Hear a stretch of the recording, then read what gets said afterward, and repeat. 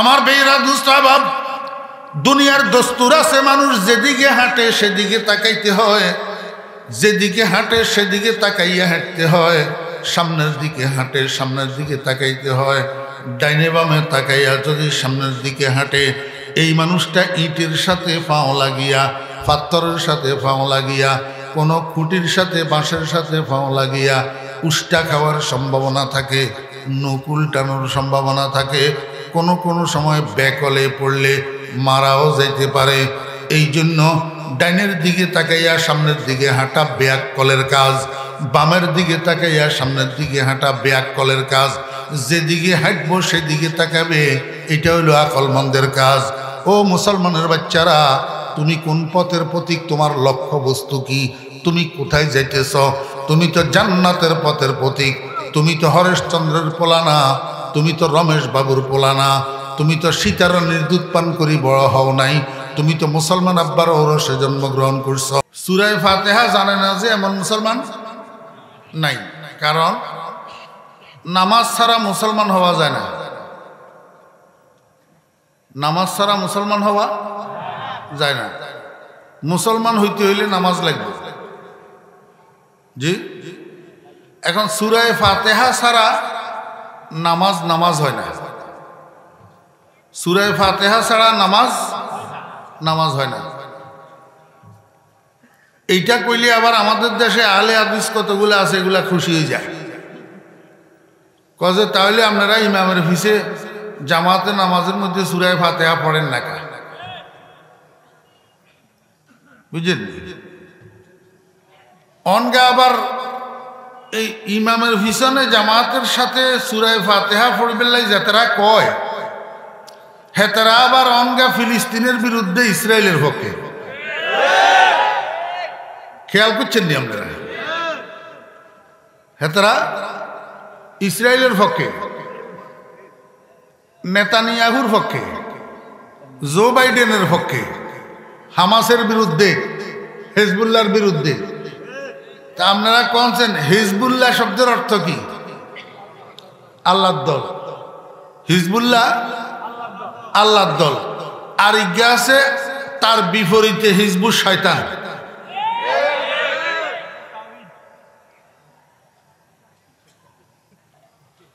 আর হিন্দি সামনে দিয়ে হাজিল কুতুগুন বলছি, খালি কথা কয়।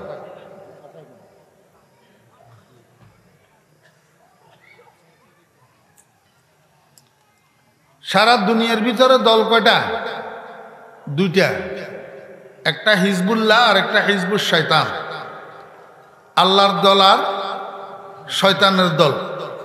অন কেউ যদি কয় যে হিজবুল্লাহ বেঠিক, হিজবুল্লাহ বাতেল, তাহলে হক কোনটা? হিজবুল শয়তান।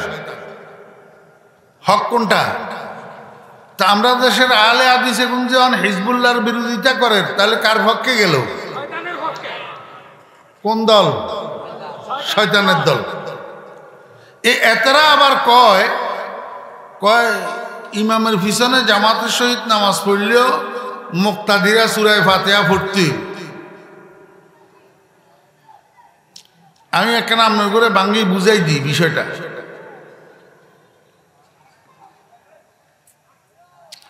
রাসূলুল্লাহ সাল্লাল্লাহু আলাইহি ওয়াসাল্লাম ফরমাইছেন, লা সালাতা ইল্লা বিফাতিহাতিল কিতাব। ফাতিহাতুল কিতাব অর্থাৎ সূরা ফাতিহা না পড়লে নামাজ হইত না। এটা রাসূলুল্লাহ সাল্লাল্লাহু আলাইহি ওয়াসাল্লামের হাদিস। রাসূলুল্লাহ সাল্লাল্লাহু আলাইহি ওয়াসাল্লামের কি হাদিস? এখন এই হাদিসটা হুজুর পাক সাল্লাল্লাহু আলাইহি ওয়াসাল্লাম কার জন্য বলছে? যে মানুষগুলা নামাজ পড়ে এরা দুই ভাগে বিভক্ত।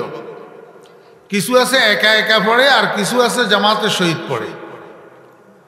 একা একা পড়ে কি সুন্নত নফল, আর জামাতের সাথে পড়ে কি ফরজ। জামাতের সাথে পড়ে ফরজ। আর একা একা পড়ে কি জিয়া জামাত ফাইন হিয়াই ফরজও একা পড়ে।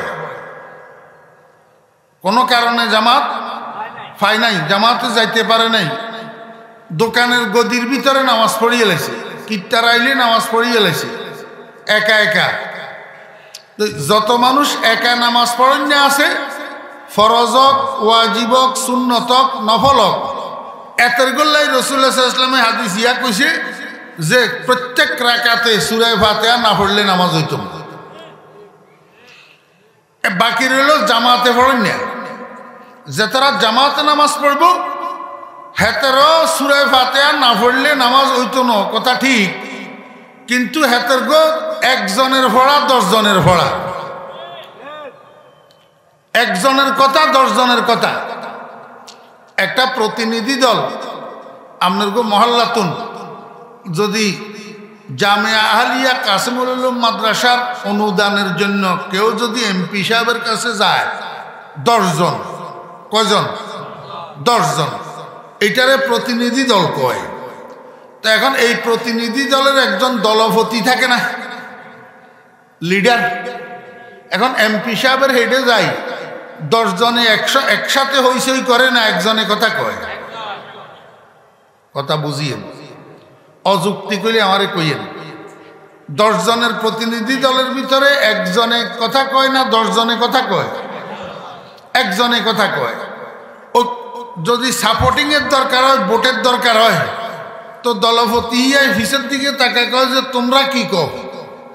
তো এবারে তারা কয় যে ঠিক, আপনি যা কইছেন এটা ঠিক।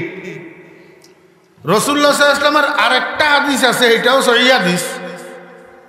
এটা হইল কিরাআতুল ইমামে কিরাআতুল মামুম।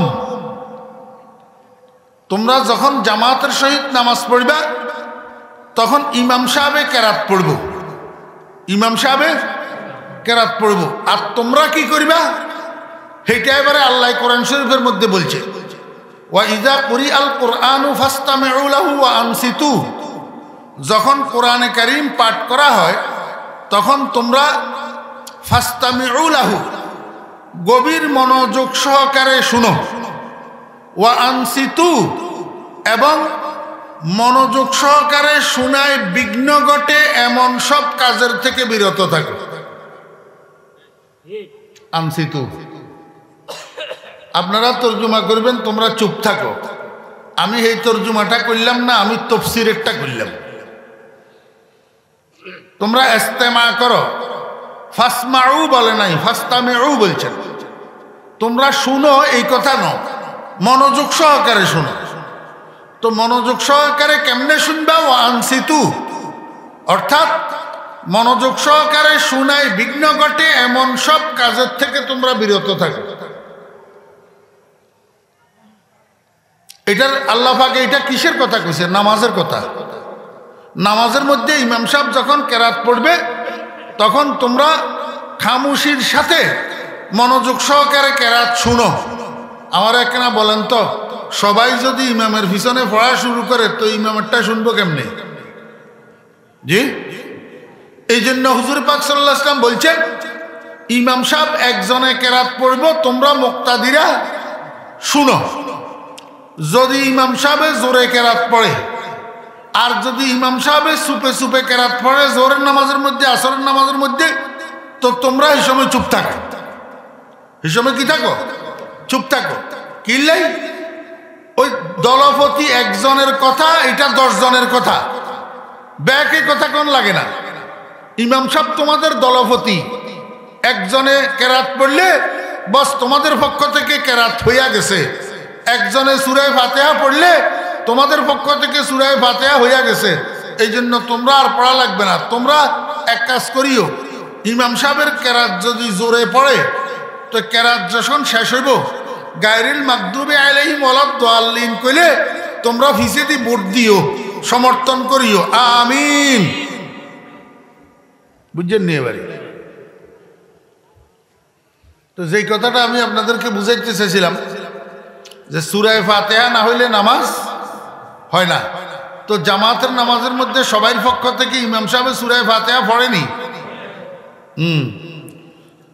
এখন সূরা ফাতিহা ছাড়া যদি নামাজ না হয় তো নামাজ ছাড়া তো মুসলমান হয় না।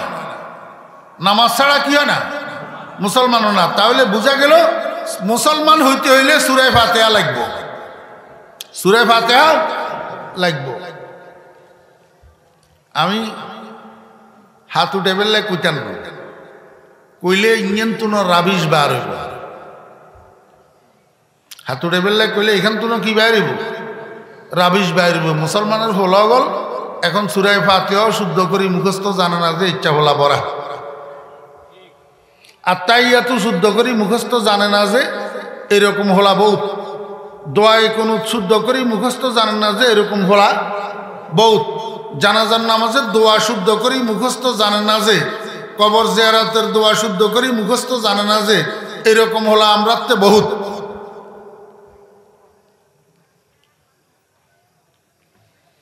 আমার কথা যদি ভুল হয়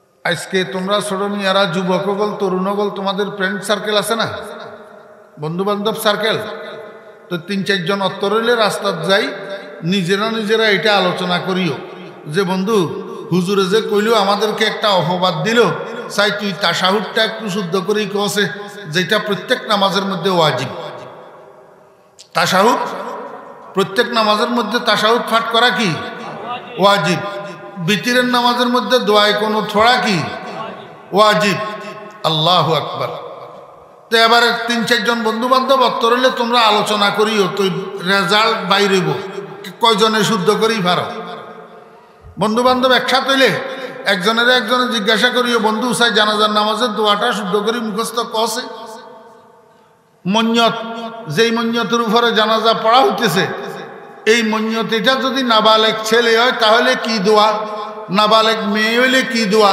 সাই ফারসনি শুদ্ধ করি কসে চাই বন্ধু বান্ধব একজনে জিজ্ঞাসা করিও তখন বুঝে আইব এইটা বুঝে আইবের আগে আমার উপরে নারাজ হইলে কোনো লাভ নেই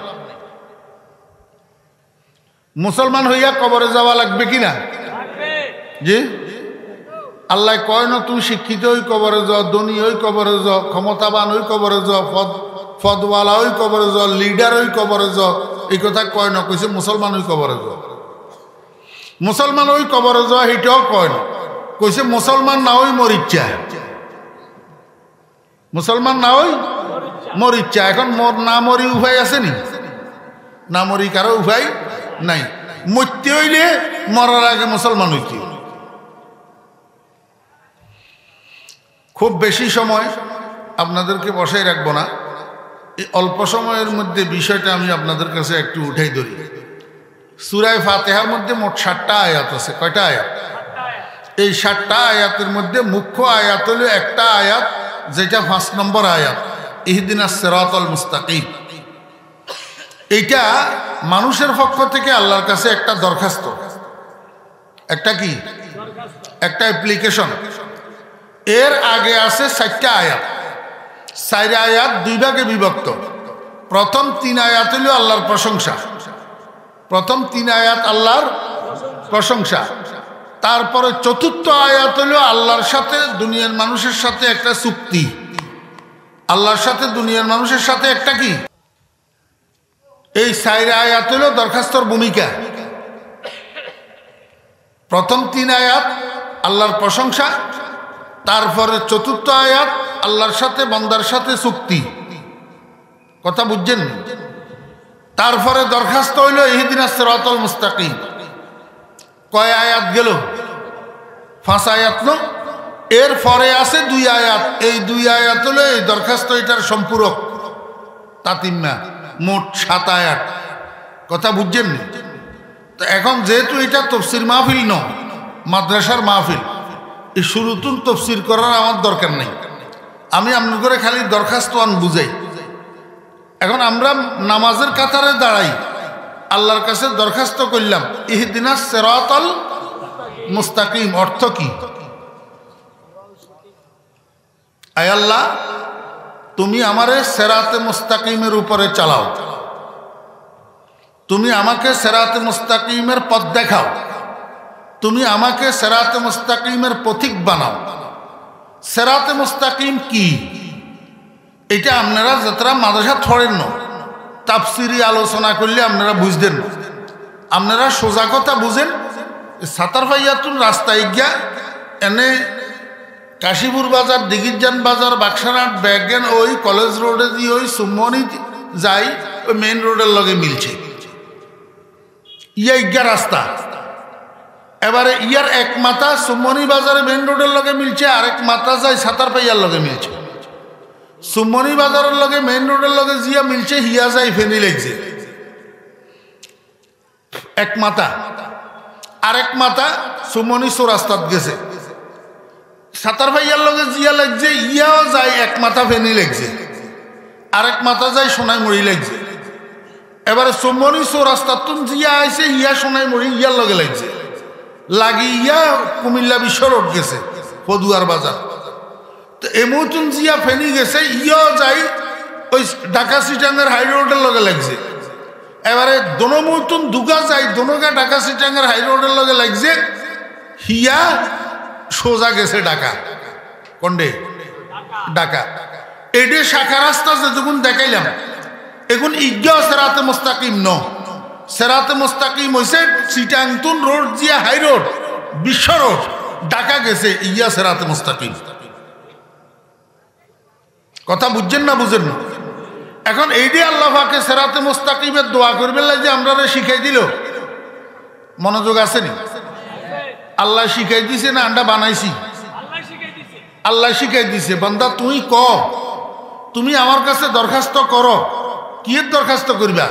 তুমি বলো ইহদিনাস সিরাতাল মুস্তাকিম। জাগা জমিন চাচ্ছা বেড়া নামাজের কাতারে খাড়াই তুই সুন্দর বউ বিয়া করবে লাই দরখাস্ত করিচ্ছা, তুই ওয়ার্ড কমিটির সেক্রেটারি হইবেন লাই, থানা কমিটির সভাপতি হইবেন লাই, জেলা কমিটির কোষাধ্যক্ষ হইবেন লাই দরখাস্ত করিচ্ছা, তুই দরখাস্ত কর সেরাতে মুস্তাকিমের প্রতীক হইবেন লাই। কিনলাই শেষ পর্যন্ত সারা দুনিয়ার কোটি কোটি মানুষের ঠিকানা দুইটা, শেষ ঠিকানা একটার নাম জান্নাত আর একটার নাম জাহান্নাম। যেই রাস্তাটা জান্নাতের দরজা পর্যন্ত গেছে এই রাস্তা ইয়ার নাম সেরাতে মুস্তাকিম। এখন আল্লাহ পাক আমাদেরকে সেরাতে মুস্তাকিমের জন্য দরখাস্ত করবেন শিখাইলো কা? আল্লাহ আসলে আমাদেরকে জান্নাতে নিতে চায়। কোথায় নিতে চায়? জান্নাতে নিতে চায়। এখন জান্নাতে নিতে হইলে সেরাতে মুস্তাকিম লিখব। সেরাতে মুস্তাকিম মানে সোজা পথ, সরল পথ, যেই পথের মধ্যে আঁকা বাঁকা নাই, যেই পথের মধ্যে সাইড কানেকশন নাই, যেই পথের প্রতীক হইলে মানুষ ইয়ার পথভ্রষ্ট হইবার সম্ভাবনা নাই। যাইতাম লাগছিলাম শ্বশুর বাড়ি, শয়তানে পথ বুলাই লিয়ে গেছে সারা বাড়ি, এইটা হইতো না। সেরাতে মুস্তাকিমের উপরে কোন রকমে উঠতে পারলে সোজা বেহেশতের দরজা। কথা বুঝছেন? তা এখন সেরাতে মুস্তাকিম ইয়া কোন রাস্তা? আপনার গো সাতার ভাইয়া টু সুমনি ফাঁকা রাস্তা। হ্যাঁ, এটা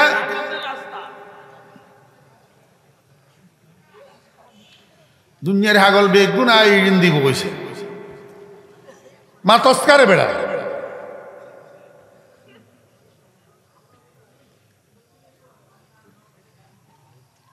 এখানে যেই রাস্তা কইছে এই রাস্তা মাটির রাস্তা ন, ইটের রাস্তা ন, সলিন রাস্তা ন, কার্পেটিং রাস্তা ন, এটা একটা আদর্শিক রাস্তা। কি রাস্তা? আদর্শিক রাস্তা। এটা মুরব্বীরা একটু কম বুঝলেও যুবক ফোলাফাইন যারা আছো, শিক্ষিত ফোলাফাইন যারা আছো, রাজনীতি করো যে ফোলাফাইন যারা আছো, তোমরা ভালো বুঝবে। বাংলাদেশে বড় বড় তিনটা দল আছে। কয়টা? তিনটা। যেই তিন দল লই আপনারা ব্যস্ত আরি। আমরা গুণের কথা কইলাম না, আপনার গো বড় বড় তিনটা দল। ইজ্ঞার নাম বিএনপি। ইজ্ঞার নাম বিএনপি। এখানে জানা থাকলে ইনসাফের সহিত কনসেন বিএনপি কার আদর্শ বাস্তবায়ন করতে চায়? জোরে কন। আর আরেক দলের নাম হইল আওয়ামী লীগ। জানা থাকলে কনসে আওয়ামী লীগে কার আদর্শ বাস্তবায়ন করতে চায়? শেখ মুজিবুর রহমানের। আর ইজ্ঞ হইল জাতীয় পার্টি। জানা থাকলে কনসে জাতীয় পার্টি কার আদর্শ বাস্তবায়ন করতে চায়? এরশাদের। দেখেন, তিন প্রতিষ্ঠাতা নেতার তিনটা আদর্শ। তিন প্রতিষ্ঠাতা নেতার তিনটা আদর্শ। বঙ্গবন্ধুর এক আদর্শ, জিয়াউর রহমানের এক আদর্শ, এরশাদ চাচার আরেক আদর্শ। এই আদর্শ এগেন হইল রাস্তা। আদর্শ এগেন কি? রাস্তা। এগেন চলার পথ। চলার পথ। তা আল্লাহ পাক রব্বুল আলামিন যেই রাস্তার কথা কর সিরাতে মুস্তাকিম, বেহেশতের রাস্তা, ইয়া ফিজ রাস্তার কথা কর না, এটা একটা আদর্শিক রাস্তার কথা কর, একটা আদর্শ, একটা কি আদর্শ। তা এখন আদর্শ বুঝতে হইলে, আদর্শ ফাইতে হইলে আদর্শবান মানুষ লাগবে না। কার আদর্শ? ওই যে দল তিনটা দিয়ে আপনার করে বুঝালাম, একটা পথ জিয়াউর রহমানের আদর্শ, একটা পথ বঙ্গবন্ধুর আদর্শ, একটা পথ এরশাদ চাচার আদর্শ। এখন আল্লাহ যে আদর্শিক পথ সিরাতে মুস্তাকিম কয়, এটা কার আদর্শ? আল্লাহ পাক রব্বুল আলামিন কয় দুনিয়ার মানুষেরা এটা 4 প্রকারের মানুষের আদর্শ। কয় প্রকার? সিরাতাল্লাযীনা আন'আমতা আলাইহিম, সিরাতাল্লাযীনা আন'আমতা আলাইহিম। আয় আল্লাহ, তুমি আমাকে সিরাত মুস্তাকিমের পথিক বানাও। এই সিরাত মুস্তাকিম কাদের চলার পথ, কাদের আদর্শ? আল্লাহ কয় বান্দা, ওই সমস্ত মানুষ যাদেরকে আমি পুরস্কৃত করছি, যাদেরকে আমি পুরস্কার দিছি, আমার পক্ষ থেকে পুরস্কার পাওয়া মানুষগুলার আদর্শ।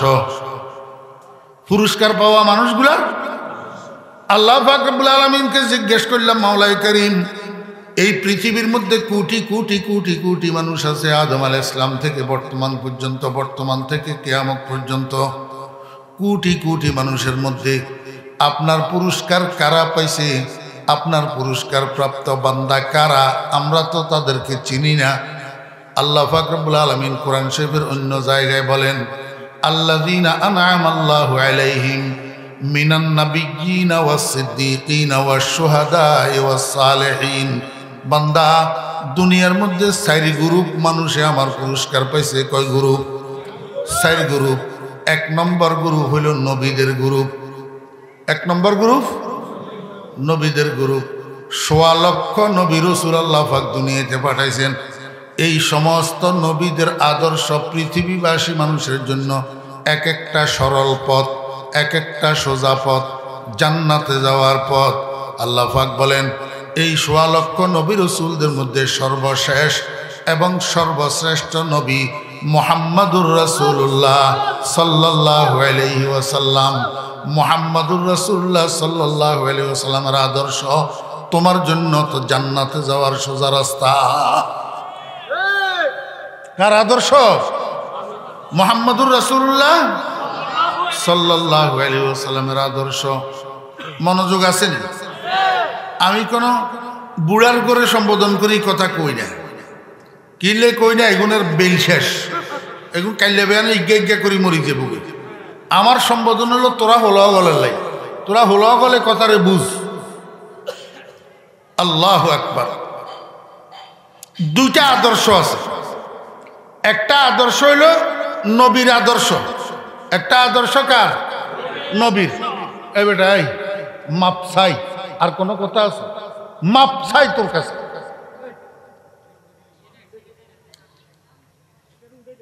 কিনলে তোর আমার সামনে দিয়ে আয় বৈশাখ ঠ্যাং মেলি দুষ্টামি করবে। উড়ানির দরকার নেই।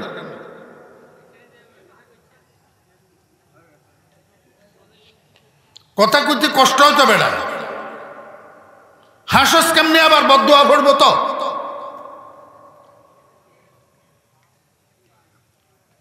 আমি কি পাগলে বলতেছি নি? মনে কষ্ট থেকে বলতেছি না।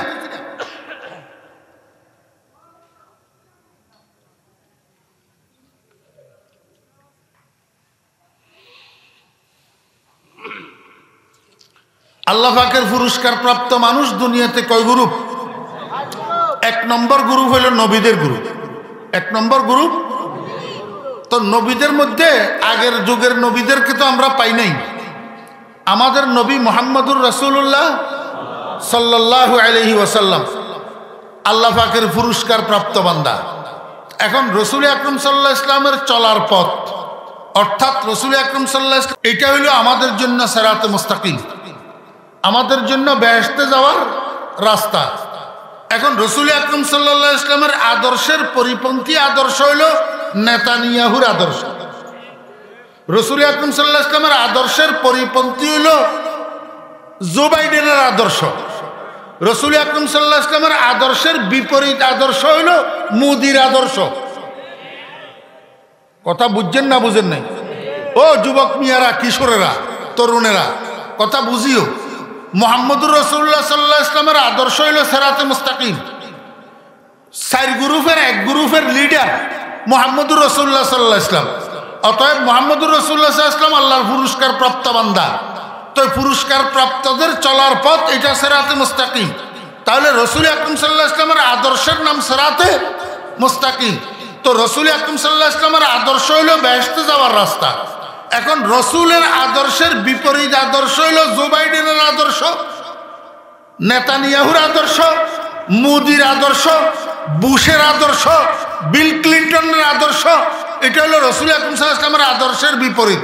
এখন তোমরা মুসলমানের সন্তানেরা আমারে একটু বুকে হাত দি কও, যদি তোমার মাথার তালু হইতে পায়ের তালু পর্যন্ত মুহাম্মদুর রাসূলুল্লাহ সাল্লাল্লাহু আলাইহি ওয়াসাল্লামের আদর্শ না থাকে, নেতানিয়াহুর আদর্শ থাকে, জো বাইডেনের আদর্শ থাকে, তাহলে তুই মুসলমানের হোলা সিরাতে মুস্তাকিমের উপরে আসতনি, জান্নাতের পথে আসতনি, নাকি হরেশচন্দ্রের হোলার মতো জাহান্নামের দিকে হাঁটতেছ?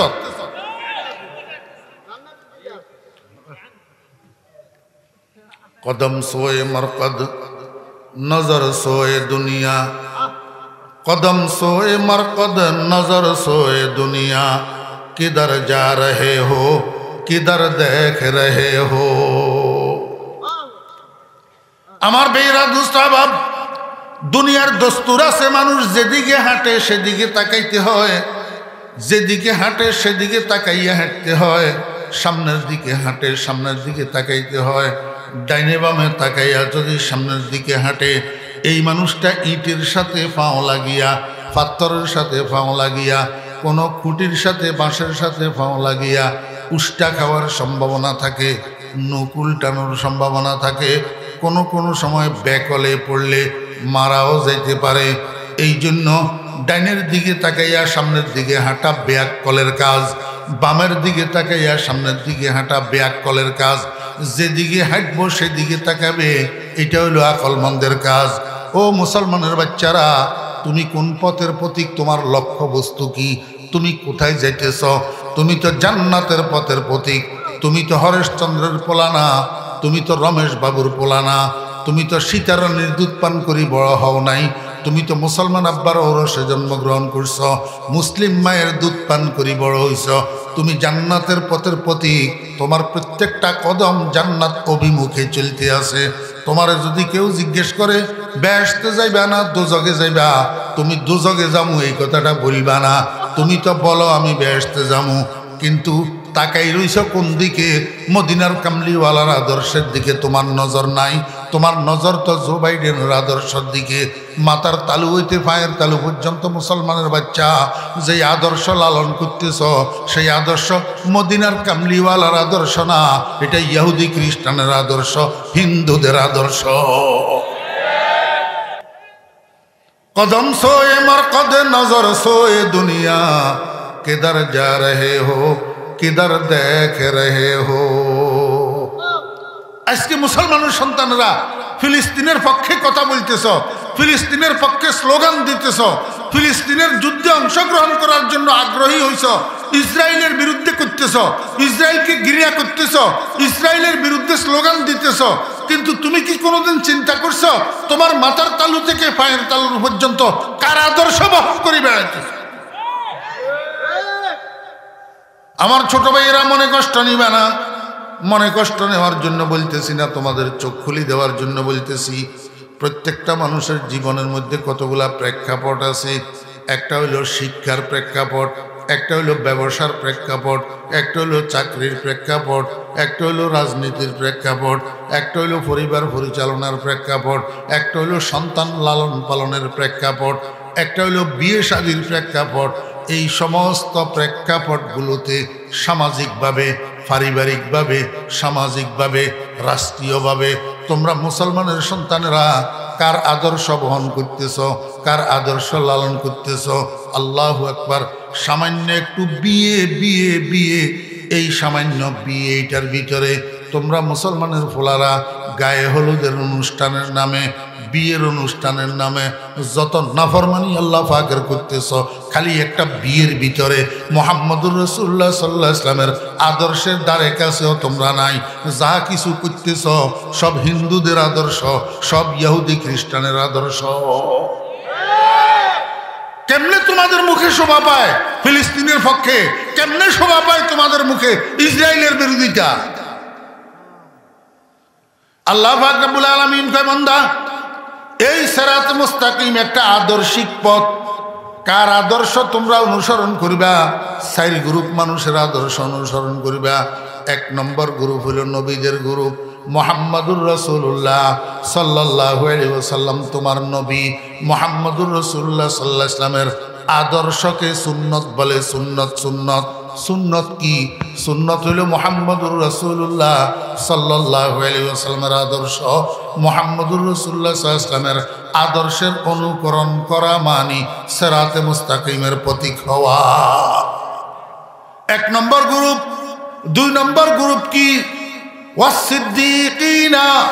ওয়াসসিদ্দীকিনা আমার বেরা দোস্ত হাবাবেরা, রাসূল আকরাম সাল্লাল্লাহু আলাইহি ওয়াসাল্লামের উম্মতের মধ্যে সিদ্দিক হযরতে আবু বকর সিদ্দিক রাদিয়াল্লাহু আনহু, রাসূল আকরাম সাল্লাল্লাহু আলাইহি ওয়াসাল্লামের প্রথম খলিফা। রাসূল আকরাম সাল্লাল্লাহু আলাইহি ওয়াসাল্লামের অসুস্থতার সময়ের 17 ওয়াক্ত নামাজের ইমাম, নবীজির মুসাল্লায় দাঁড়াইয়া সাহাবীদের ইমামতি করছেন 17 ওয়াক্ত নামাজের এই আবু বকর সিদ্দিক রাদিয়াল্লাহু আনহু। অতএব কারণে আবু বকর সিদ্দিক রাদিয়াল্লাহু আনহুর জীবন চলার যেই আদর্শ, তুমি যদি সিরাতে মুস্তাকিমের প্রতীক হইতে চাও, আবু বকরের জীবনী গ্রন্থ লাইব্রেরিতে পাওয়া যায়। আবু বকরের জীবনী গ্রন্থ খরিদ করো, এই আবু বকরের জীবনী গ্রন্থ পড়ো। আবু বকরের রাস্তায় চলা কেমন ছিল, মানুষের সাথে আচার ব্যবহার কেমন ছিল, কথাবার্তা কেমন ছিল, ঘুম যাওয়া কেমন ছিল, খানা খাওয়া কেমন ছিল, পায়খানা প্রস্রাব করা কেমন ছিল, পরিবারের মধ্যে পরিবার মেনটেন করা কেমন ছিল, আবু বকরের ব্যবসা বাণিজ্য কেমন ছিল, আবু বকরের রাজনীতি কেমন ছিল, আবু বকরের সমাজ পরিচালনা কেমন ছিল, প্রতিবেশীদের সাথে আবু বকরের আচরণ কেমন ছিল। আবু বকরকে অনুসরণ করো, তাহলে তুমি সিরাতে মুস্তাকিমের প্রতীক হইয়া যাইবা। 3 নম্বর গ্রুপ ওয়াসশুহাদা। দুনিয়ার ভিতরে কিছু মানুষ আছে শহীদ, কিছু মানুষ আছে কি শহীদ। আমার বেয়েরা দোস্ত আবাব, শহীদ কাকে বলে? ও যুবক বেয়েরা, কিশোর বেয়েরা, তরুণ বেয়েরা, আমাদের সূর্য সন্তানেরা একটু ভালো করে বুঝো, শহীদ কাকে বলে? শহীদ হওয়ার জন্য 1 নম্বরে ঈমান জরুরি। কথা কয় না? 1 নম্বরে শহীদ হওয়ার জন্য কি জরুরি? ঈমান। ঈমান জরুরি। ঈমান ছাড়া শহীদ হইতে পারে না। শহীদের যত মর্যাদা, শহীদের যত পুরস্কার, এগুলা পাওয়ার জন্য প্রথমে ঈমানদার হইতে হবে, মুসলমান হইতে হবে। কোনো অমুসলিম কোনো সময় শহীদ হইতে পারে না। আমি আমাদের বাংলাদেশের মধ্যে একবার একটা পোস্টার দেখছি, শহীদ শরৎচন্দ্র ভট্টাচার্য। শহীদ শরৎচন্দ্র ভট্টাচার্য নামটা শুনি আপনাদের কি মনে হইল? মুসলমানের নাম না অমুসলিম? তো অমুসলিম আবার শহীদ কেমনে হয়? এই নামের আগে শহীদ কেমনে লাগলো? আমার বেয়েরা দোস্ত আবাব, শহীদ কাকে বলে? শহীদ ওই মুসলমানকে বলে, ওই ইমানদারকে বলে, যেই ইমানদার কোনো নির্দিষ্ট আমিরের অধীনে, কোনো নির্দিষ্ট দলপতির অধীনে, কোনো নির্দিষ্ট লিডারের অধীনে আল্লাহু আকবার ময়দানে যাইয়া কাফেরদের সাথে মুসলমানের সংগঠিত যুদ্ধে অংশগ্রহণ করিয়া যুদ্ধ করতে করতে আল্লাহর দ্বীনকে প্রতিষ্ঠা করার উদ্দেশ্যে যে নিজের জীবনটা বিলিয়ে দেয়, নিজের জীবনটা কোরবান করে, এই কাফেরের সাথে যুদ্ধ করতে করতে কাফেরের হাতে আক্রান্ত হইয়া মারা যায়, এই মানুষটাকে শহীদ বলা হবে। তাহলে শহীদ কি বুঝলেন? শহীদ কাকে বলে? 1 নম্বরে শহীদ হওয়ার জন্য মুসলমান হইতে হবে, ইমানদার হইতে হবে। 2 নম্বরে শহীদ হওয়ার জন্য ইসলামী যুদ্ধ লাগবে। ইসলামী যুদ্ধ, কাফেরের মোকাবিলায় যুদ্ধে অংশগ্রহণ করতে হবে। 3 নম্বরে ওই যুদ্ধটা কোনো মুসলমান নেতার, কোনো মুসলমান লিডারের কোন মুসলমান আমিরের অধীনে হইতে হবে। ব্যক্তিগতভাবে এত ইঞ্জি গুতাইলাম এত ইঞ্জি গুতাইলাম, এটার নাম জিহাদ না। কথা বুঝছেন না বুঝেন না? আমার ভাইয়েরা দোস্ত বাব, সর্বোপরি শহীদ হওয়ার জন্য চতুর্থ শর্ত যেটা, সেটা হলো নিয়ত খালেস হইতে হবে। তুমি কি জন্য যুদ্ধ করতেছ?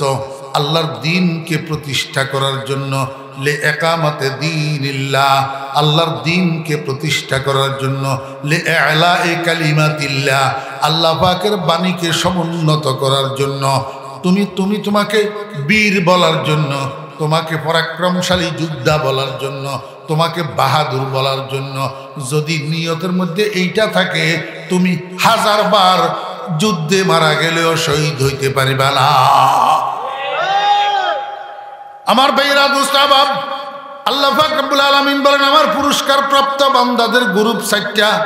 1 নম্বর গ্রুপ হলো নবীদের গ্রুপ, 2 নম্বর গ্রুপ হলো সিদ্দিকদের গ্রুপ, 3 নম্বর গ্রুপ হলো শহীদদের গ্রুপ। রাসূল আকরাম সাল্লাল্লাহু আলাইহি ওয়াসাল্লামের 4 খলিফার মধ্যে শহীদ আছে না নাই? হযরত ওমর ফারুক রাদিয়াল্লাহু আনহু শহীদ। ওমর ফারুক রাদিয়াল্লাহু আনহু কি শহীদ? হযরত ওসমান রাদিয়াল্লাহু আনহু শহীদ। আল্লাহর হাবিব জনাবে মুহাম্মদুর রাসূলুল্লাহ সাল্লাল্লাহু আলাইহি ওয়াসাল্লাম বলেন আমার উম্মতেরা, যদি তুমি সিরাতে মুস্তাকিমের পথিক হইতে চাও, আল্লাহ পাকের পুরস্কার প্রাপ্ত বান্দাদের জীবনী অনুসরণ করো।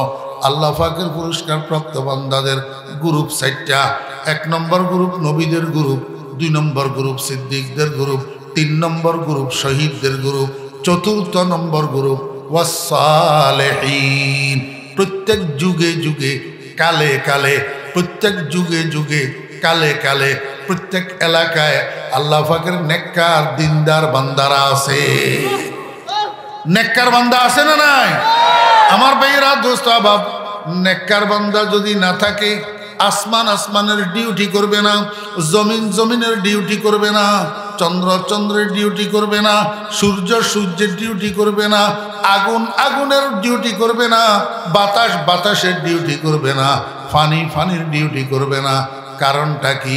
ও ভাইয়েরা দোস্ত আবাব, বিয়ে বাড়িতে দেখেন না কত লোকে কাজ করে, কত কর্মচারী কাজ করে, কত কর্মচারী ডিউটি করতেছে বিয়ে বাড়িতে।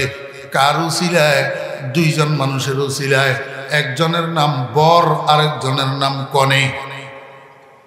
ঠিক না বে ঠিক? হ্যাঁ, একজনের নাম বর, আরেকজনের নাম কনে। নতুন দুলা আর নতুন বউ, যেই 2 জনের মধ্যে বিয়ে হইছে বা হবে, উনাদের 2 জনের উসিলায় 1000 মানুষের খানা পাক হইতেছে, 500 মানুষের খানা পাক হইতেছে 2 জনের উসিলায়। এদের 2 জনের একজন যদি এই বিয়েকে অস্বীকার করি বসে, কোনো দিকে ভাগিয়া চলে যায়, তাহলে বিয়ে বাড়ির সৌন্দর্য আর থাকে না। 500 লোকের খানা যে আল্লাহু আকবার তৈয়ার হইল, এগুলা কারখানা কে খাইতেছে সেটার আর তদারকি থাকে না। মনে রাখবেন, কিয়ামত পর্যন্ত, কিয়ামত পর্যন্ত প্রত্যেক যুগে, প্রত্যেক জেলার মধ্যে, প্রত্যেক থানার মধ্যে, প্রত্যেক ইউনিয়নের মধ্যে, প্রত্যেক সমাজের মধ্যে, প্রত্যেক মহল্লার মধ্যে একজন থাকুক আর 1000 জন থাকুক, নেককার মানুষ আছে। একজন থাকুক আর 1000 জন থাকুক, কি আছে? নেককার মানুষ আছে। আমার কাছে দেখতে লাগে আমার মতো চোখ, আমার মতো কান, আমার মতো হাত, আমার মতো পাও, আমার মতো রক্তে মাংসে মানুষ। আসলে দেখতে আমার মতো লাগলে কি হবে? আসলে আমার মতো নয়, আমি বৎকার, হে নেককার। এই নেককার মানুষ এগুলা হইল দুলা, এই নেককার মানুষ এগুলা বরের মতো, এই নেককার মানুষ এগুলা কনের মতো। অদুস্থ বর কনের উসিলায় যেরকম 500-1000 মানুষের জন্য খানা তৈয়ার হয়, আল্লাহর নেককার বান্দা এগুলার উসিলায় আসমানে বৃষ্টি দিতেছে, জমিনে ফসল দিতেছে, গাছে ফল দিতেছে, গাভীর স্তনে দুধ দিতেছে, মৌচাকে মধু হইতেছে, পানির মধ্যে মাছ হইতেছে। সমস্ত জিনিসগুলা আপন আপন ডিউটিরত আছে এই নেককার মানুষগুলা, দুলাগুলার কারণে, বরগুলার কারণে। নেককার যেদিন থাকবে না, সেদিন কোনো জিনিসে আর নিজের ডিউটি ঠিক মতো করবে না।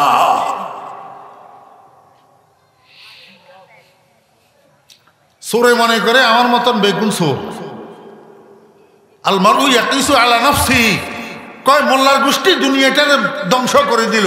দুনিয়াটার ধ্বংস করতেছ তুই আর তোর 14 গোষ্ঠী মোল্লাদের উসিলে খাইতেছ।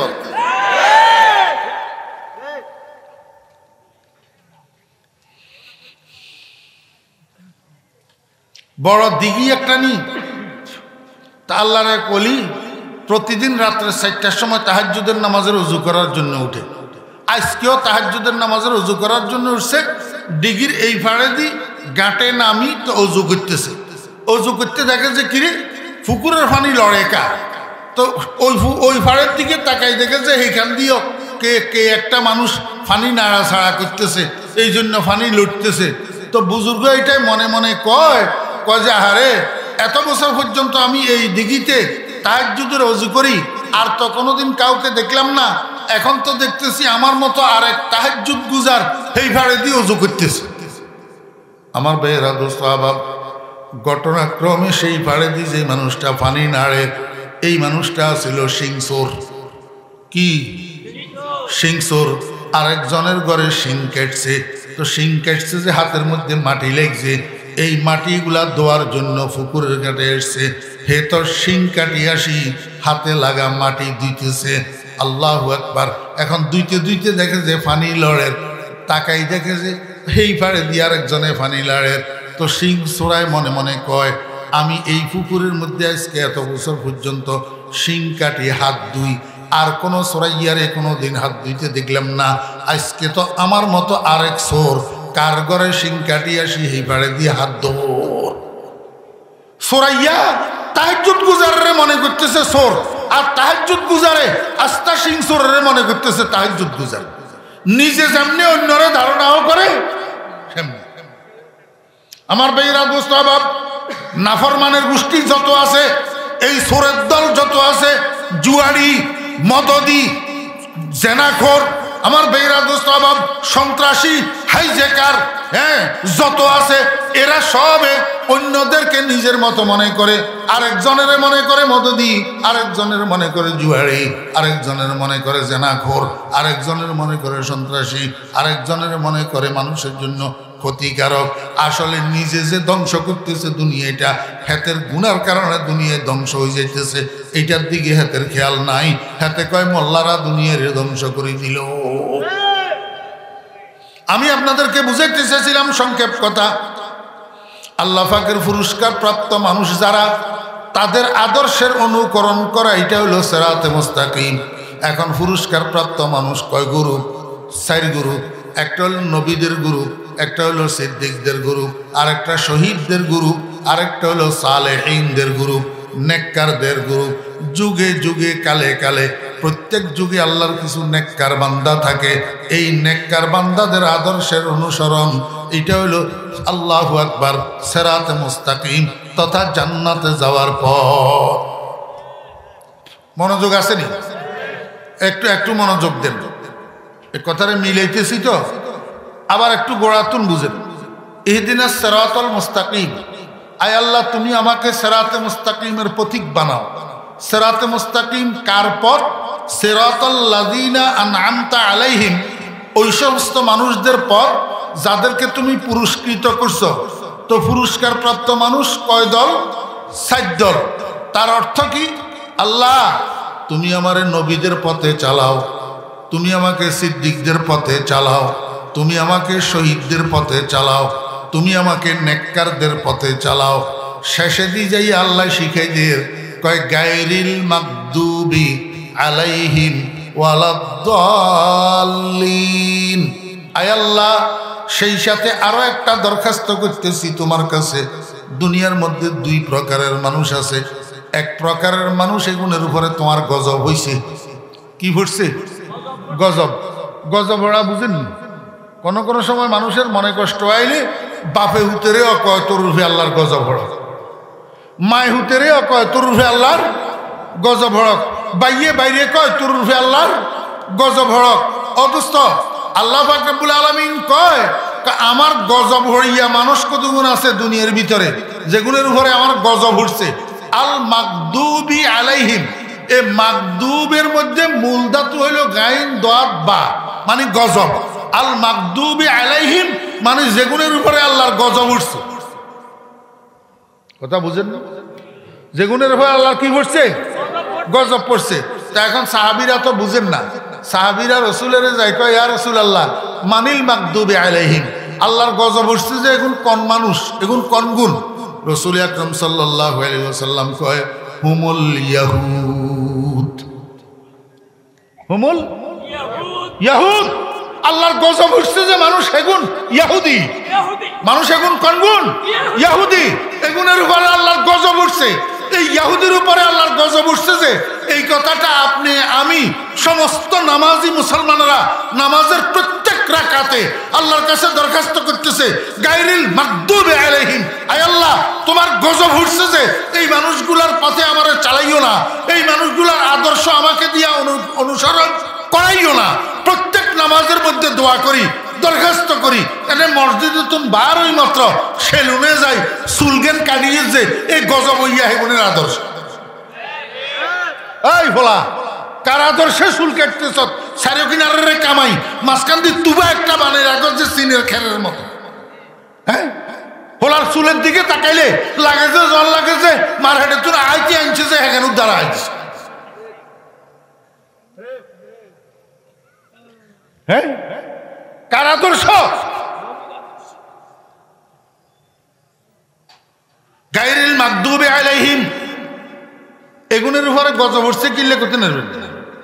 হ্যাঁ, ইহুদির উপরে আল্লাহর গজব উঠলো কিল্লাই। এতের করতে বালা বালা তিনান গুণ আছে। কয়টা গুণ? 3টা গুণ। ইহুদি এগুনের উপরে আল্লাহর গজব কিল্লে পড়লো। এগুনের কাছে বালা বালা 3টা গুণ আছে। 1 নম্বর গুণ হইল সারা পৃথিবীর ভিতরে মিথ্যা বলার উপরে যদি নোবেল প্রাইজ দেওয়া হইতো তো এই নোবেল প্রাইজ পাওয়ার উপযুক্ত হইতো এই ইহুদির গোষ্ঠী। এখন এত বড় মিথ্যাবাদী, ইহুদির মতো মিথ্যাবাদী দুনিয়াতে আর মানুষ না। একেবারে ডাহা মিথ্যুক্ত। ইহুদির সূচনা হযরত মূসা আলাইহিস সালামের যুগে, মধ্যযুগ মুহাম্মদুর রাসূলুল্লাহ সাল্লাল্লাহু আলাইহি ওয়াসাল্লামের যুগ, আর শেষ যুগ আমাদের যুগ। এই 3 যুগে ইহুদি মৃত্যু। 3 যুগে ইহুদি কি মৃত্যু। আমার ভাইরা দোস্ত, হযরত মূসা আলাইহিস সালামের যুগে মৃত্যু, মধ্যম যুগে মৃত্যু, বর্তমান যুগে মৃত্যু। এদের কাছে আরেকটা বালা গুণ আছে। এটা কি? এটা হইল ষড়যন্ত্র করা। কি করা? ষড়যন্ত্র করা। যদি ষড়যন্ত্রের উপরে নোবেল প্রাইজ দেওয়া হয় তো ইহুদির গোষ্ঠী এগুনে নোবেল প্রাইজ পাইব। এগুন এত বড় ষড়যন্ত্রবাজ। এদের কাছে আরেকখান বালা গুণ আছে, মানুষ খুন করা। আমার বেহরা দোস্ত বাব, মানুষ খুন করার উপরে যদি পুরস্কার দেওয়া হয় তাহলে ইহুদি এই পুরস্কার পাইব। এগুন এত বেশি ডেঞ্জারাস খুনি, ডেঞ্জারাস খুনি। আমার বেহরা দোস্ত বাব, এখন তো সময় আমার হাতে নাই। মনে করছিলাম 1 ঘন্টা কথা কমু, এখন 1 ঘন্টা কিন্তু হয়ে গেছে। 1টা 2টা উদাহরণ দিই, তারপরে আমি কথা শেষ করতেছি। আমার বেহরা দোস্ত আবাব, এগুলো যে কম যাচ্ছা ষড়যন্ত্রবাজ। এই ইহুদির গোষ্ঠী হযরত মূসা আলাইহিস সালামের যুগে নিজেদের চাচাতো ভাই আমিল নামে একটা যুবক, পৈতৃক সূত্রে অনেক জমি জমা, সহায় সম্পদের মালিক। এই আমিলটার রাত্রের অন্ধকারে জবাই করে দিছে। জবাই করে দি রাস্তার মুখে নিয়ে আমিলের লাশকে ফেলে রেখেছে। এরপরে এদিক সেদিক গাপটি মারি রাতটা শেষ করছে। সকাল যখন হয়েছে আস্তে আস্তে বর্ষা হওয়া শুরু হয়েছে, চতুর্দিক থেকে মানুষজন রাস্তায় বাইর হওয়া শুরু হয়েছে। এইবার এই খুনির দল যারা খুন করছে, আমিলের জবাই করছে, এগুনে আবার আমিলের লাশের কাছে আইছে। লাশের জড়াই ধরি হাউ মাউ করে কান্দে, আমাদের বাইরে কে হত্যা করলো, আমরা এই হত্যার বিচার চাই। খুন করছো হেগুনে, জবাই করছো হেগুনে, আবার কান্দেও হেগুন, আবার বিচারও চায় হেগুন। এই স্বভাব, এই ষড়যন্ত্র ইহুদির স্বভাব। কার স্বভাব? সারা দুনিয়ার মধ্যে মুসলমানের কচু কাটা করতেছে, মুসলমানের সারা দুনিয়ার মধ্যে কচু কাটা করতেছে। আবার হেরাই কয় মুসলমানেরা বলে সন্ত্রাসী, মুসলমানেরা বলে জঙ্গি, মুসলমানেরা বলে খুনি। আমার বেরা দোস্ত আবাব, ফিলিস্তিনের মুসলমানেরা নিজেদের মাতৃভূমিকে উদ্ধার করার জন্য লড়তেছে। তারপরেও ফিলিস্তিনের মুসলমানেরা বলে জঙ্গি, ফিলিস্তিনের মুসলমানরা বলে সন্ত্রাসী। আর তারা উড়িয়ায় জুড়ি বইছে হিটলারের তাড়ানি খাই, হিটলারের তাড়ানি খাই। আমেরিকা আব্বারে ধরছে, আমরা কোনো আন্দি কত জায়গা লইছেন তো আমেরিকা আব্বাই ইঞ্জি মরুভূমিতে এই সময় জমানোর জায়গার এত কদর আসিল না, কতরা ইঞ্জি বয়। হ্যাঁ, ফিলিস্তিন সরকারের তুন অনুমতি লই ইঞ্জি বাগুয়া বসাই দিতে, বাগুয়া অনেক এই বাগুয়ারা গোড়া বাড়ি দখল করে বইছে। এখন বাড়িওয়ালা বাড়ি উদ্ধারের জন্য যদি লড়ে, বাড়িওয়ালা বাড়ি উদ্ধারের জন্য যদি প্রতিরোধ করে, এটা বলে সন্ত্রাসবাদ। আমার ভাইয়েরা দোস্ত আহবাব, কেমন মিথ্যাবাদীর মিথ্যাবাদী। হযরত আবু বকর সিদ্দিক রাদিয়াল্লাহু আনহু মসজিদ নববীতে আসা যাওয়া করে, নামাজ পড়ার জন্য আসা যাওয়া করে। এই আসা যাওয়ার পথে ইহুদি একটা রাস্তার পাশে দাঁড়ায়, প্রতিনিয়ত আবু বকর সিদ্দিক রাদিয়াল্লাহু আনহুকে খালি গালাগালি করে, ক্রিটিসাইজ করে, কটূক্তি করে, গালমন্দ করে। আবু বকর সিদ্দিক রাদিয়াল্লাহু আনহু জবলুত তাহাম্মুল, আবু বকর সিদ্দিক রাদিয়াল্লাহু আনহু জবলুস সবর। আরহামু উম্মতি বি উম্মতি আবু বকর, আরহামু উম্মতি বি উম্মতি আবু বকর। আবু বকর ইহুদি যতই গালি দিয়ে, যতই তিরস্কার করে, কোনো দিন আবু বকর শুনছেও কয় না, শুনিও না, শোনার বান করি ধৈর্য ধরেই চলে যায়। একদিনও প্রতিবাদ করে না, একদিনও প্রতিরোধ করে না। আমার ভাইরা দোস্ত আহবাব, একদিন হযরত আবু বকর সিদ্দিক রাদিয়াল্লাহু আনহু মসজিদ নববী থেকে নামাজ শেষ করে বাসার দিকে যাইতেছে। অর্ধেক রাস্তা গেছে, পরে রাস্তার পাশে ইহুদি, এটা ওই প্রতিদিনের ইহুদি হেঁটা হেঁটা আজকে রাস্তার পাশে দাঁড়ায়। আবু বকর সিদ্দিক রাদিয়াল্লাহু আনহু শুনাই শুনাই কয়, মুসলমানেরাও ফকির, মুসলমানদের খোদাও ফকির, মুসলমানেরাও ফকির, মুসলমানদের খোদাও ফকির। আমার ভাইরা দোস্ত আহবাব, আবু বকর সিদ্দিক রাদিয়াল্লাহু আনহু এতদিন পর্যন্ত উনারে গালি দিছে, উনারে তিরস্কার করছে, উনারে ক্রিটিসাইজ করছে, কিচ্ছু বলে নাই। কিন্তু আজকে আবু বকরের খোদারে যখন ফকির কইছে, আবু বকরের ইমানের সাগরের মধ্যে জোয়ার এসে গেছে। আজকে আর আবু বকর বরদাস্ত করতে পারে নাই। এটা ইমানের চাহিদা, এটা ইমানের তাকাজা। ওরে ইমানদার নিজের উপরে আক্রমণ বরদাস্ত করতে পারে, নিজের বিবি বাচ্চার উপরে আক্রমণ বরদাস্ত করতে পারে, মা বাপের উপরে আক্রমণ বরদাস্ত করতে পারে, সম্পদের উপরে আক্রমণ বরদাস্ত করতে পারে, সম্মানের উপরে আক্রমণ বরদাস্ত করতে পারে। কিন্তু ইমানদারের সামনে যদি আল্লাহ এবং রসুলকে গালি দেওয়া হয়, ইমানদার বরদাস্ত করতে পারে না। ইমানদারের কলিজায় আগুন লাগিয়া যায়, ইমানদারের কলিজায় আগুন লাগে। ও ইমানদার, তোর সামনে তোর রসুলের যদি গালি দে, তোর সামনে তোর আল্লাহর যদি গালি দে, তোর কলিজায় যদি আগুন না লাগে, বুঝতে হবে তোর ইমানের মধ্যে ত্রুটি আছে, তুই পাক্কা ইমানদার না। হযরত আবু বকর সিদ্দিক রাদিয়াল্লাহু আনহু আর বরদাস্ত করতে পারে নাই। এমনি হাত যে দূরে উঠছে, ঠাস করে মারছে মুখের উপরে থাপ্পড়। থাপ্পড়ের লগে আবু বকর সিদ্দিক রাদিয়াল্লাহু আনহুর 5টা আঙ্গুলের দাগ ওই ইহুদির মুখের মধ্যে বসে গেছে। ইহুদি সোবার খাই গাল ডলতে ডলতে গেছে রসুল আকরাম সাল্লাল্লাহু আলাইহি ওয়াসাল্লামের দরবারে। রসুল আকরাম সাল্লাল্লাহু আলাইহি ওয়াসাল্লাম মসজিদের মধ্যে বসে বসে সাহাবায়ে কেরামদেরকে তালিম দিতেছেন। এই সময় ইহুদি এটা গেছে, যাইয়া কয়, ও মুহাম্মদ, তোমার আবু বকরে আমারে মারছে, তোমার আবু বকরে আমার মুখের মধ্যে থাপ্পড় দিছে, আমি তোমার কাছে বিচার চাই। রসুল আকরাম সাল্লাল্লাহু আলাইহি ওয়াসাল্লাম কয়, আবু বকর যে তোমার থাপ্পড় দিছে সাক্ষী কোন? কনে দেখছে? ইহুদি কয়, সাক্ষী লাগতো, তুমি আমার মুখটা ইনকোয়ারি করো। রসুল আকরাম সাল্লাল্লাহু আলাইহি ওয়াসাল্লাম বসার থেকে উঠি ইহুদির মুখ ইনকোয়ারি করছে, দেখে কথা ঠিক। ইহুদির সেপ্টা গালের উপরে আবু বকর সিদ্দিক রাদিয়াল্লাহু আনহু 5 আঙ্গুলের নিশানা বসে রয়েছে। রসুল আকরাম সাল্লাল্লাহু আলাইহি ওয়াসাল্লাম আবু বকরের বিরুদ্ধে গ্রেফতারি পরোয়ানা জারি করে দিছে। সেখান থেকে একজনের বলছে, ওই অমুক, তুমি যাও আবু বকরের যেখানে পাও সেখান থেকে আমার কাছে নিয়ে আসো। সাহাবি যাইয়া আবু বকরের ঘরে পাইছে, ঘরের থেকে রসুল আকরাম সাল্লাল্লাহু আলাইহি ওয়াসাল্লামের সামনে নিয়ে আসছে। আল্লাহর হাবিব জনাব রাসূলুল্লাহ সাল্লাল্লাহু আলাইহি ওয়াসাল্লামকে আবু বকর আদালতে মুহাম্মদিয়ার মধ্যে মামলা দায়ের হয়েছে, মুহাম্মদি সুপ্রিম কোর্টে মামলা দায়ের হয়েছে।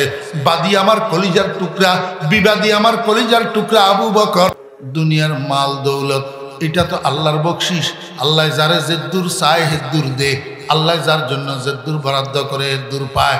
দুনিয়ার মাল দৌলত আল্লাহর হাবিবকে আমার উম্মতরা তোমার কাছে যদি 4টা গুণ থাকে, একেবারে ধন নাই, একেবারে সম্পদ নাই, একেবারে জায়গা জমিন নাই, একেবারে টাকা পয়সা নাই, তুই 3 দিনে এক বেলা খস, কোনো অসুবিধা নাই, কোনো পরোয়া নাই, 3 দিনে এক বেলা খা, কোনো অসুবিধা নাই। যদি 4টা গুণ তোর কাছে থাকে, আর এই 4 গুণ যদি তোর কাছে না থাকে, তুই 7 রাজ্যের বাদশাহ হইলে, 7 রাজ্যের রাজা হইলেও তোর জীবনের মূল্য 2 পয়সাও নাই। এই 4টা গুণ যদি তোর কাছে না থাকে, 1 নম্বর গুণ হলো আমানতের হেফাজত করা, 2 নম্বর গুণ হলো সত্য কথা বলা, 3 নম্বর গুণ হলো চরিত্রকে সুন্দর করা, 4 নম্বর গুণ হলো খানার লোকমা যে মুখের মধ্যে দিতেছ এটা হালাল লোকমা দেওয়া, পবিত্র লোকমা দেওয়া, হারাম না খাওয়া। এই 4টা গুণ অর্জন কর। এই 4 গুণের মধ্যে একটা গুণ হলো সত্য কথা বলা। কি বলা? সমস্ত গুনাহের মূল, সমস্ত গুনাহের জড়, সমস্ত গুনাহের শিকড় হলো মিথ্যা কথা। মিথ্যা কথা বলা কবিরা গুনাহ। মিথ্যা কথা বলা কি কবিরা গুনাহ। এনে কোয়ালিতে দাগ হয়ে গেছে কই সৌজা দিতে দিতে 99 আন কয় মিছা কথা 100 আনে। কারে ওয়াজ করবে? বেদরকারেও মিছা কথা কয়, আসতে আসতেও মিছা কথা কয়, আইতে একটিও মিছা কথা কয়, হুদা কথা একটিও মিছা কথা।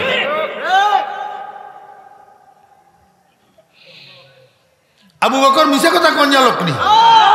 রাসূল আকরাম সাল্লাল্লাহু আলাইহি ওয়াসাল্লামকে আবু বকর, ইহুদি তোমার বিরুদ্ধে মামলা দায়ের করছে আমার কোর্টে, তুমি বলে ইহুদিরে থাপ্পড় দিছো, কথা সত্য নি? আবু বকর কয়, জি হ্যাঁ ইয়া রাসূলুল্লাহ, আমি ইহুদির মুখে থাপ্পড় দিছি। রাসূল আকরাম সাল্লাল্লাহু আলাইহি ওয়াসাল্লাম আবু বকর কলিজার টুকরা আবু বকরের বিরুদ্ধে কারণ দর্শানোর নোটিশ জারি করে দিয়েছে। ও আবু বকর, সে অমুসলিম হলে অমুসলিম, ইহুদি হলে ইহুদি, কিন্তু তুমি বিনা কারণে তারে আক্রমণ করিবা কেন? আইন নিজের হাতে তুলে নিবা কেন? তুমি বিনা কারণে তারে শাস্তি দিবা কেন? কেন থাপ্পড় দিছ? কারণ দর্শাও। আবু বকর কয়, ইয়া রাসূলুল্লাহ, আমি প্রতিদিন মসজিদে আসা যাওয়া করি, এই আসা যাওয়ার পথে ইহুদি এটা প্রত্যেক দিন আমারে গালিগালাজ করে, প্রত্যেক দিন আমারে কটূক্তি ক্রিটিসাইজ করে, আমি কোনো দিন উত্তর দিই না, কোনো দিন প্রতিবাদ করি না। আজকে আমি মসজিদের থেকে বাসায় যেতেছি, পথিমধ্যে রাস্তার পাশে দাঁড়াইয়া বড় বড় আওয়াজে আমারে শুনাইয়া কয়, মুসলমানেরাও ফকির, মুসলমানদের খোদাও ফকির। মুসলমানদের খোদা ফকির নি রে, ফকির নি মুসলমানদের খোদা। ওয়ালিল্লাহি খাযাইনুস সামাওয়াতি ওয়াল আরদ ওয়ালাকিন্নাল মুনাফিকিনা লা ইয়াফকাহুন। হ্যাঁ, কয় মুসলমানরাও ফকির, মুসলমানদের খোদাও ফকির। ইয়া রাসূলুল্লাহ সাল্লাল্লাহু আলাইহি ওয়াসাল্লাম এতদিন আমাকে নিয়ে তামাশা করছে, আমি কোনো উত্তর দিই নাই, কিন্তু আজকে যখন আমার খোদারে ফকির কইছে, আমি আর বরদাস্ত করতে পারি নাই। আমার ঈমানের সাগরের মধ্যে জোয়ার আসে গেছে, আমার কলিজায় আগুন লাগিয়ে গেছে, নিজেরও জানতে হাত যতটুকু উঠছে এতটুকু থেকে থাপ্পড় দিছি। ইয়া রাসূলুল্লাহ, থাপ্পড় দিছি। রাসূল আকরাম সাল্লাল্লাহু আলাইহি ওয়াসাল্লাম, আবু বকর, ঠিক আছে, যদি তোমার খোদারে ফকির বলি থাকে তাহলে তুমি থাপ্পড় দিছো যেটা যথাযথ, ঠিক আছে, কিন্তু তোমার খোদারে যে ইহুদি ফকির কইছে এটার সাক্ষী কর, তুমি ছাড়া আর কোনে হুঁচি সাক্ষী দিও। কারণ আমারে আল্লাহ পাক রব্বুল আলামিন ইনসাফের মূর্ত প্রতীক বানাইয়া দুনিয়াতে পাঠাইছে। আমাকে আল্লাহ পাক রব্বুল আলামিন ইনসাফের নমুনা বানাইয়া দুনিয়াতে পাঠাইছে। আল্লাহ পাক আমাকে দুনিয়াতে পাঠাইছে ইনসাফ প্রতিষ্ঠা করার জন্য, ন্যায় প্রতিষ্ঠা করার জন্য, নিষ্ঠা প্রতিষ্ঠা করার জন্য। তুমি আমার আপন, তুমি আমার কাছের মানুষ, তুমি আমার বুকের মানুষ, তুমি আমার নিকটবর্তী, তুমি আমার মহাব্বতের মানুষ। এই জন্য আমি বেইনসাফি করতে পারবো না। আমার কোর্টের বিচারের ধারা আল বাইয়িনাতু আলাল মুদ্দাঈ ওয়াল ইয়ামিনু আলা মান আনকার। এখন তুমি দাবি করতেছ ইহুদি তোমার খোদারে ফকির কইছে, তুমি তোমার দাবির পক্ষে সাক্ষী দাও। যদি তুমি সাক্ষী দিতে না পারো, আমি আমার কোর্টের ধারা অনুযায়ী ইহুদিরে জিজ্ঞাসা করবো, ইহুদির থেকে হলফ নিমু। ইহুদি তো মিথ্যাবাদী, জিজ্ঞাসা করলে কইব আমি কইনু, আমি কইনু। আবু বকর সাক্ষী দাও, আবু বকর সাক্ষী দাও। হযরত আবু বকর সিদ্দিক রাদিয়াল্লাহু আনহু কয়, ইয়া রাসূলুল্লাহ, পথিমধ্যে আমি আর ইহুদি একা ছিলাম দুজন, তৃতীয় কোনো ব্যক্তি ছিল না। সে বলছে আমি শুনছি, এখন আমি সাক্ষী কোথার থেকে দেব? রাসূল আকরাম সাল্লাল্লাহু আলাইহি ওয়াসাল্লামকে, আবু বকর কিচ্ছু করার নাই, তুমি সারা জীবন আমার জন্য যত ত্যাগ স্বীকার করছো সব আমার মনে আছে, কিন্তু আজকে সাক্ষী দিতে না পারার কারণে এখন আমি ইহুদির থেকে হলফ নিয়ে জিজ্ঞাসা করব। ইহুদি তো মিথ্যাবাদী, ইহুদি হলফ করি বলে দিবে যে আমি মুসলমানের খোদারে ফকির কই নাই, তখন তো আজকের বিচারের রায় তোমার বিরুদ্ধে যাবে। আমি এই ভরপুর মজলিসের মধ্যে ইহুদিকে হুকুম দেব, যেমনিভাবে তুমি একটা থাপ্পড় দিছ তেমনিভাবে ইহুদি তোমার মুখে একটা থাপ্পড় দিয়া প্রতিশোধ উঠাইয়া নিবে। হযরত আবু বকর সিদ্দিক রাদিয়াল্লাহু আনহু লজ্জায় কান্না শুরু করছে, চোখের পানি ঝরঝর করে পড়তেছে। হায় রে কপাল, আমি যে থাপ্পড় দিছিলাম তখন তো সেখানে কেউ ছিল না, এখন এই ভরপুর মজলিসের মধ্যে ইহুদি বুঝি আমার মুখে থাপ্পড় দিবে। আবু বকর কান্দে, আর আরশওয়ালা খোদা আরশে আজিমের থেকে তাকাইয়া তাকাইয়া তামাশা দেখে। আল্লাহ পাক রব্বুল আলামিন জিব্রাইলকে ডাক দিয়েছে, ও জিব্রাইল, তাড়াতাড়ি আসো, এক সেকেন্ড দেরি করিও না, দেরি হইলে আমার বন্ধুর মুখের থেকে আবু বকরের বিরুদ্ধে বিচারের রায় বাইর হইয়া যাবে সাক্ষী দেওয়ার অভাবে। ও আবু বকর, আমার বন্ধুর কাছে ওহী লইয়া যাও, কোরআন লইয়া যাও, কোরআনের মাধ্যমে আমার বন্ধুকে জানাও দুনিয়াতে ইহুদি যে আমারে ফকির কইছে, আমি খোদারে ফকির কইছে, দুনিয়ার কোনো মানুষে শুনে নাই, কিন্তু আমি আরশওয়ালা খোদায় তো শুনছি, হেতে আমারে ফকির কইছে। আজকে আমার আবু বকরের পক্ষে সাক্ষী দেওয়ার মতো দুনিয়াতে কেউ যদি নাও থাকে, আমি আল্লাহ স্বয়ং আমার আবু বকরের পক্ষে সাক্ষী দিয়া দিলাম। লাকাদ সামিআল্লাহু কাওলাল্লাযীনা ক্বালু ইন্নাল্লাহা ফাকীর। রাসূল আকরাম সাল্লাল্লাহু আলাইহি ওয়াসাল্লাম ইহুদির জিজ্ঞাসা করছে, ও ইহুদি, তুমি মুসলমানদের খোদারে ফকির কইছনি? কয় না, কইনি। কয় হলফ করি কইতে আসবানে? কয় হ্যাঁ, আমি হলফ করি বলতেছি, আমি মুসলমানদের খোদারে ফকির বলি নাই। তো হে যে কয় আমি মুসলমানদের খোদারে ফকির বলি নাই, এটার অর্থ হইল আবু বকর মিথ্যা বলতেছে। আবু বকর মিথ্যা বলার লোক নেই, মিথ্যা বলার লোক হইল ইহুদি। মিথ্যা বলার লোককে ইহুদি, যুগে যুগে কালে কালে এই ইহুদি মিথ্যা বলি মুহাম্মদুর রাসূলুল্লাহ সাল্লাল্লাহু আলাইহি ওয়াসাল্লামের উম্মতকে, হক্কানি উলামায়ে কেরামকে, দিনদার মুসলমানদেরকে মিথ্যাবাদী বানানোর পায় তারা করতেছে। যুগে যুগে কালে কালে মৃত্যু। এখন যে ফিলিস্তিন লেগেছে এটার মধ্যেও মিথ্যা, এটার মধ্যে কি মিথ্যা। হিটলারে তাড়াইছে, সময় হয় না। হিটলার বেচারা কি ফাইন সময় পায় না, যদি আর কিছু সময় পাইতো তো ইহুদির বংশ নিধন করে ফেলতো। আজকে আর দুনিয়াতে ইহুদি তালাশ করে পাওয়া যাইতো না। এই অল্প কিছু বাঁচি গেছে যে সেইগুলা হইলে এইগুলা। আমার ভাইয়েরা, দোস্ত আহবাব, এই জন্য আল্লাহ পাক রব্বুল আলামিন আমাদেরকে দোয়া শিখাইতেছেন, গায়রিল মাগদুবি আলাইহিম। ও বান্দা, প্রতি নামাজের প্রতি রাকাতে তুমি আমার কাছে দরখাস্ত করো, আয় আল্লাহ, এই ইহুদির রাস্তায় আমারে চালাইয়েন না, ইহুদির অনুসরণ আমাকে দিয়া করাইয়েন না। ওয়ালাদ-দাল্লিন। সাহাবীরা জিজ্ঞাসা করেন, ইয়া রাসূলুল্লাহ, মানি দাল্লিন? দাল্লিন অর্থাৎ গুমরাহ, পথভ্রষ্ট। এগুন যাইতে লাগছিল শ্বশুর বাড়ি, শয়তানে লই গেছে এগুনের সাহাবাই। এগুন যাইতে লাগছিল রাস্তা দিয়া নিজের বাড়ি। আল্লাহু আকবার। এগুন শেষ পর্যন্ত গেছে রাস্তার পাশে খালের তলায়। এগুনের নাম হলো খ্রিস্টান, এগুনের নাম হলো নাসারা। আল্লাহ দোয়া শিক্ষাদের কয় যে, ও বান্দা, তোমরা প্রতি নামাজের প্রতি রাকাতে আমার কাছে দরখাস্ত করো। ওয়ালাদ-দাল্লিন।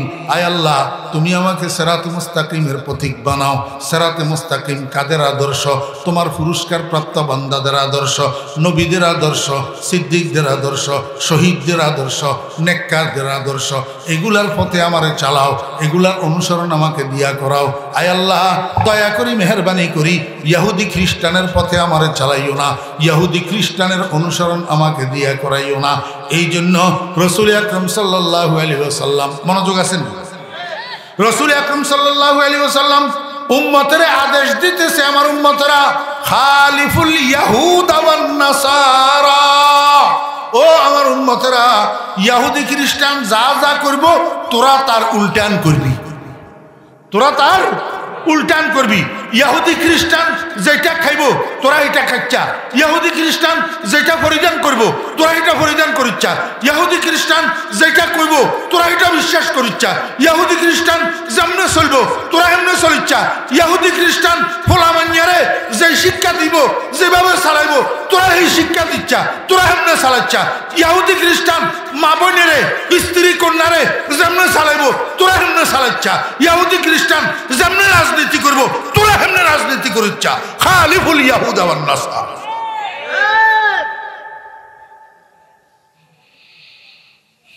ওয়া আখিরু দাওয়ানা আলহামদুলিল্লাহি রাব্বিল আলামিন।